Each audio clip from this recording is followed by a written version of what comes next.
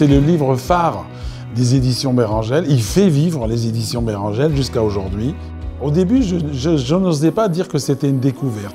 Je disais plutôt une mise en évidence. Mais maintenant, avec les témoignages, etc., j'ose prononcer le mot de découverte. Alors, qu'est-ce que c'est que cette découverte?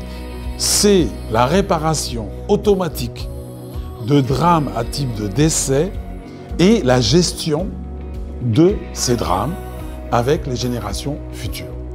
Il va y avoir une souffrance et cette souffrance va engendrer une réparation. Et comment on peut retrouver cet enfant? C'est en refaisant un enfant avec les mêmes caractéristiques. Le terme général, c'est la réparation des drames transgénérationnels à type de décès injustifié, injustifiable. Cette découverte, elle touche notre inconscient collectif et j'ai mis en évidence quelque chose de notre fonctionnement collectif. Et c'est pour ça que ce livre ce contenu va toucher un nombre incalculable de gens. On arrive aujourd'hui à plus de 80 000 exemplaires en France, on est à 25 000, 30 000 en espagnol.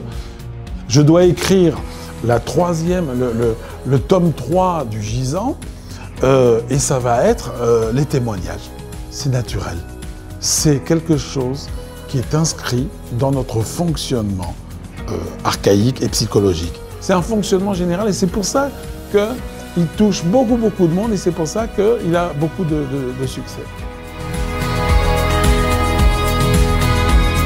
Il y a un décès injustifié, injustifiable. Par exemple, il y a 3 générations.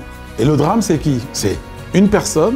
Cette personne, il a un prénom, il a un nom, il a une date de naissance, il a une date de décès. Et ces caractéristiques vont servir de base pour refaire, entre guillemets, quelqu'un. Il y en a un qui décède, il a des caractéristiques et on va refaire le même.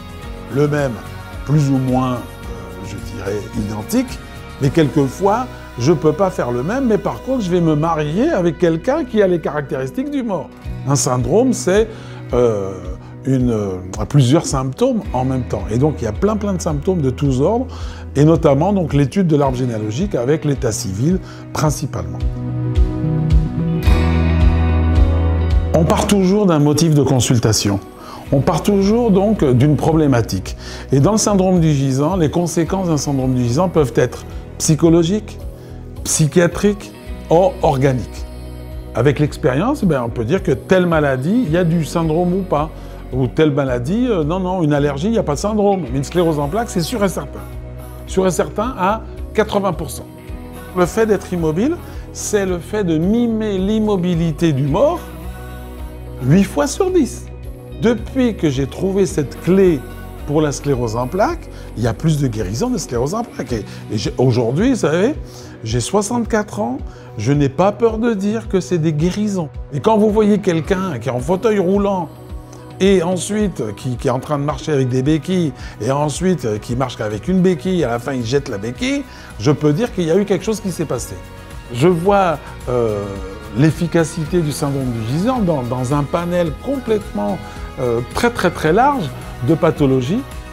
À la fois, ça m'étonne toujours de voir le syndrome du gisant, et à la fois, ça ne m'étonne pas, parce que c'est inscrit dans notre fonctionnement archaïque, biologique, depuis tout le temps.